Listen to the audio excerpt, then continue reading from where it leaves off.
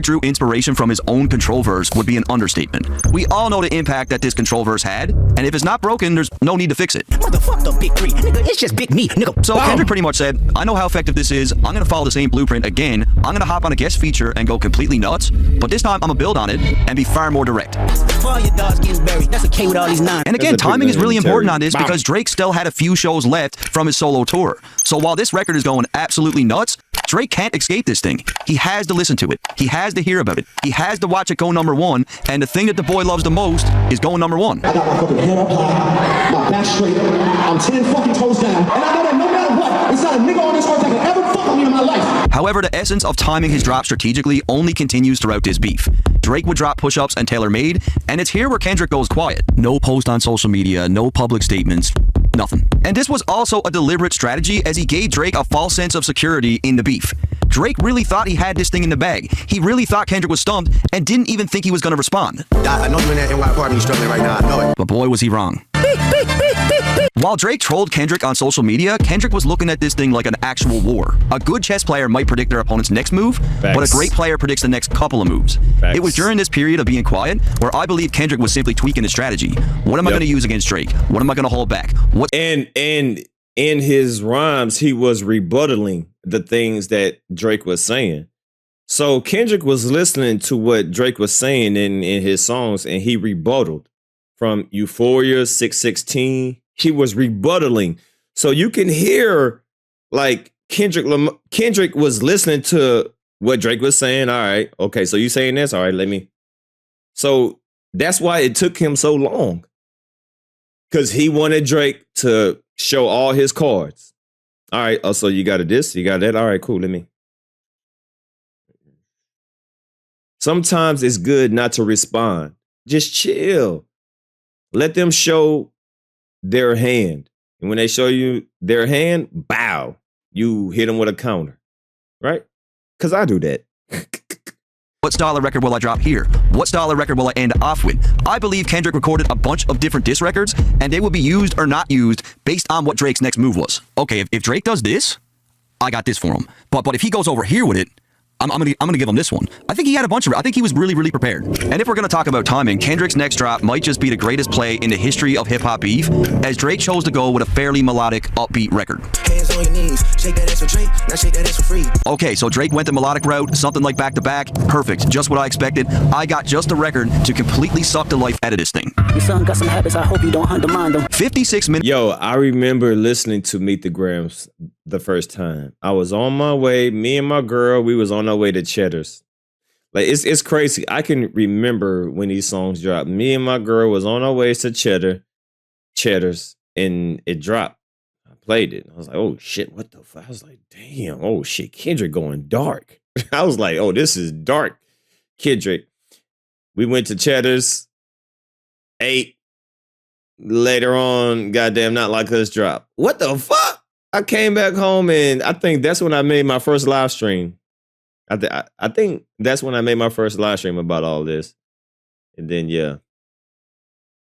Minutes after Family Matters, Kendrick dropped Meet the Grams, and holy shit, what a difference in tone, what a difference stylistically. It was the perfect record to drop after a track like Family Matters, like perfect. Meet the Grams was not something to dance to. This was dark, scathing, very personal. If you turn this shit on, you would probably only scare the women away. But again, the most important part of this is 100% all about the timing. Let's just live in a world where Family Matters had a chance to breathe a little bit. Let's say Kendrick didn't respond until a couple days later. Well, first off, the allegations levied by Drake would have had way more room to circulate, and fans would have set an expectation for Kendrick to at least address the shit that Drake said. But what Meet the Grams did was it stepped on it so bad that it's like nothing we've ever seen. Secondly, Family Matters isn't the type of record you want hanging around for a couple days on its own. The track was pretty catchy, and the last thing you want is this thing shifting into back-to-back territory. It could have went there. It definitely could have went there if Kendrick delayed the drop of Meet the Grams. Like, the dynamic where this beef went could have drastically changed. And there's also the fact that Kendrick already knew exactly what Drake was going to come with because Drake revealed his angles on push-ups and on tailor-made, which was a huge mistake by Drake, revealing his hand. It's like he thought, okay, I got these allegations against Kendrick. This will be enough to really fuck him up in this beef. But what Kendrick did was he crafted a strategy, knowing what he was going to say, that totally took the power away from all of it. Genius. However, once the shock factor went away, people started picking apart the verse about the daughter. A lot of people were claiming that sonically Meet the Grams had zero replay value, and that's something I agree with. Is I just don't see who's listening to this on a day-to-day basis. Okay, that's cap. I mean, of course, that's not like a song that you're gonna listen to like every on a date. A beef is not a day-to-day. Look, Meet the Grams served its purpose. No, I ain't gonna wake up in the morning and be like, Meet the Grams. No. Who's gonna wake up in the morning and listen to Meet the Grams? Meet the Grams serve its purpose. All right. Like, yeah, nobody not gonna be jamming that song on the way to the club. No, it's a battle. It served its purpose. It's not meant to be replayed every single day. It's a battle song. It served its purpose. Like, oh shit. God damn. Like, that song would never be played in the club or that's not the point. Meet the Grams serve its purpose to make you think about different things. All you need is to listen to it one time. You're like, oh shit, what the fuck? That's all you need. You don't need to replay it over and over again when you're at the gym or whatever the case may be. It served its purpose. But most diss records aren't hits. Like, battling is not about dancing. It's about who can disrespect the other person more. Exactly. And Meet the Grams, in this case, checked all the boxes. Exactly. But the game of chess was far from over. Exactly. Kendrick likely recognized that Meet the Grams alone might not be enough to counter someone with Drake's hit-making ability, so within 24 hours, he delivered an absolute bop. Now Kendrick not only has a scathing and disrespectful track in Meet the Grams, but he's also delivered the perfect counter to Family Matters, as Not Like Us was an even bigger record. The record is a full-blown smash, and the timing was impeccable. And by the way, guys, this How to Strangle a Goat video is all about analyzing Kendrick's moves during the battle. I've got another video lined up titled Kendrick's Victory Lap, where we're going to break down everything he did after the battle. The moves that he made after the battle, to me, is equally as impressive. Like, I want to make a really good piece on it. And by the way, if you want something dope to remember to beef by, this is my merch right here. Bitch, fuck you. We ain't buying shit. Fuck you. Fuck you and your website. Drake is the imposter, and I'm here to stand up for what's right. I'm doing this for all of us. Tell them run to America to imitate heritage. They can't imitate this violence. And it's lines like this one where he deliberately makes the distinction between Canada and America. This is also really clever because now he's making the beef about geography. Kendrick's right, like, we're not gonna let these Canadians copy us. And many people don't take notice to little things like this, but it's one of many ways that Kendrick subtly shaped the narrative. It's like he's saying, look, I don't know who else is with me here, but I'm American. We made this culture. This other guy, he's from Canada. This guy's a total outsider. Somebody had told me that you got a ring. Oh God, I'm ready to double the wage. I'd rather do that than let a Canadian nickel make pop turn in his grave.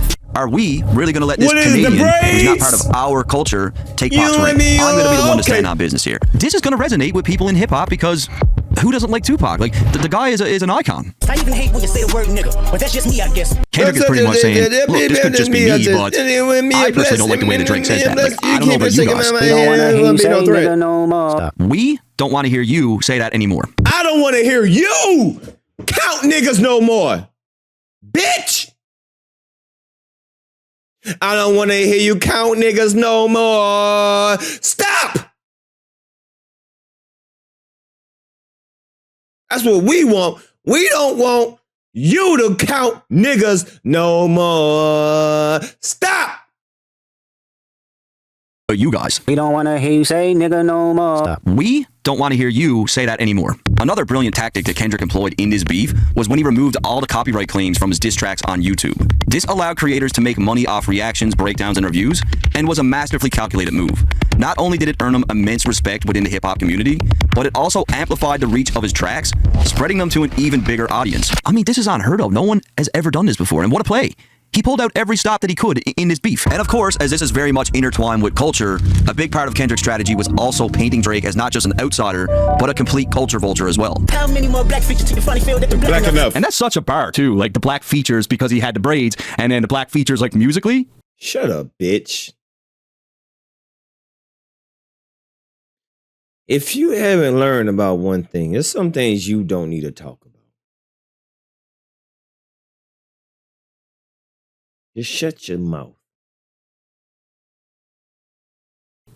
Such a bar. There's no accent you can sell me. You burn to Atlanta when you need a few dollars. Daddy can't give you no swag neither. I don't give a fuck about who you hang with. Pitting the culture against Drake was the best angle that Kendrick could have ever took in his beef. He took a strong position of painting Drake as an outsider whilst making people feel like they were also part of the fight, and it totally worked. It didn't just work. Like, this really, really worked. At this point, you can see that Kendrick's strategy is 100% dialed already, but the sixth aspect that he implemented in order to defeat Drake was that he beat Drake at his own game. Shout out all my balls, bitches, wife, and niggas. Who could forget Back to Back, the hit record that Meek Mill couldn't get away from, as it was constantly being played at sporting events, on the radio, nightclubs, and triggered countless online memes. Sound familiar?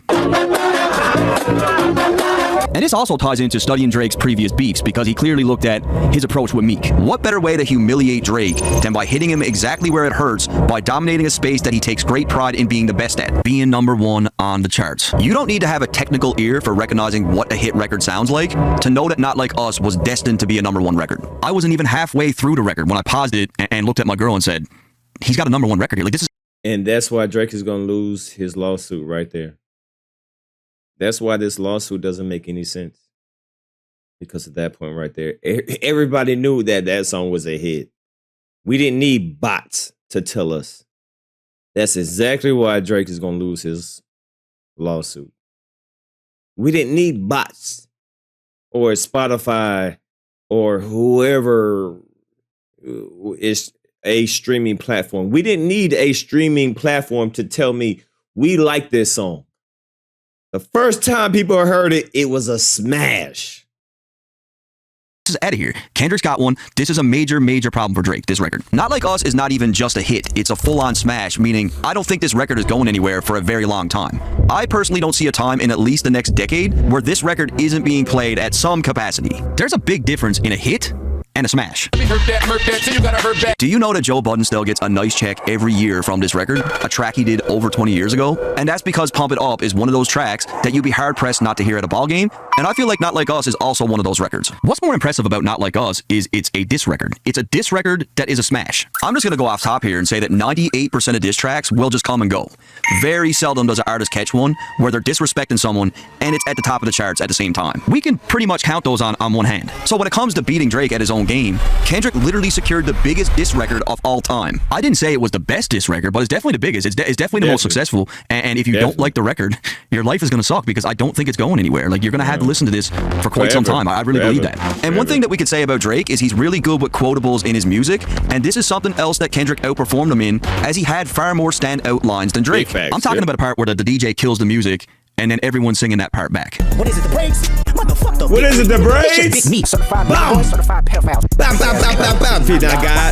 It really is an art to be really good at doing these types of things, but notice that Kendrick, he uses like specific things that he wants to make sure these are the things that ring off. These are the things that I want people to remember, and all that's done with intent. Next, I want to get into some noteworthy items that Kendrick used that I can't really group into a category, but they're all equally as important. These are all still huge factors in the beef and how he won. First off, the public's perception of Drake, even before this beef started, wasn't really at its best. People were shitting all over his last album, and then he had beefs with a bunch of other artists. The optics of all the issues that Drake had with other people over the years had completely compounded, and it was one of those things where people would say, is it really all these other people that's the problem, or could it be Drake? And all this did was really help Kendrick's moral man strategy, where it's like, okay, I'm a really good guy, but like, everyone's hating on this guy. Could it really be me?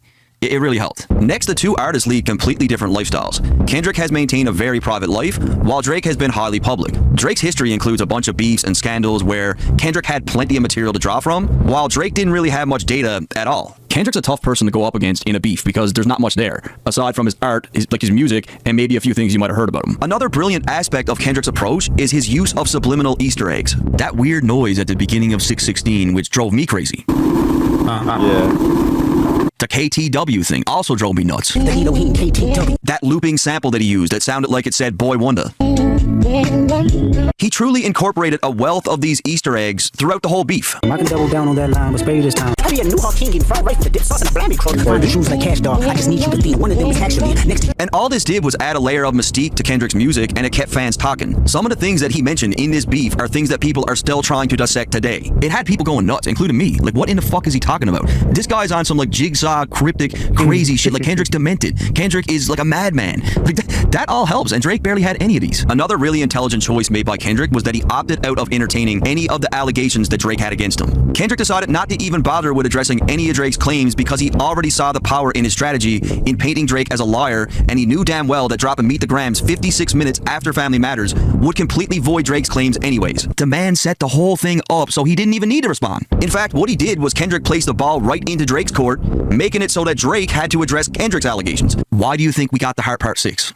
I think you're famous for the shit you just suggested. At the end of the day, Kendrick was waiting for this moment for a very long time, and it shows. He crafted an impeccable strategy that included 1, the moral man tactic, making this a battle of good versus evil. 2, he understood the power of validating the public and their overall perception. 3, he studied Drake's past battles and had a clear understanding of what worked. 4, he planned out the timing of his record so that nobody on earth could have predicted it. 5, he weaponized the culture against Drake, painting him as a vulture in the process. 6, he beat Drake at his own game with a smash hit. And 7, he had a bunch of other noteworthy things that he utilized as well. So when it comes to how Kendrick strangled a GOAT, this is essentially how he did it. This is what he did, 100%. This was the basis of how he defeated Drake. And I got a video coming, don't forget, Victory Lap by Kendrick. We're going to go through all the things that he did after the beef in great detail.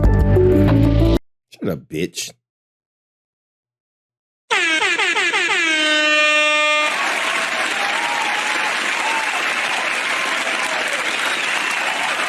Now, I do agree with some of the things that he said. Some of the things he does have a valid point, but you can tell some of the things where he's just catering to Happy Dad. So, you know, I can agree with some things and I can disagree with a lot of things. But, you know, that's what the dirt. What the dirt.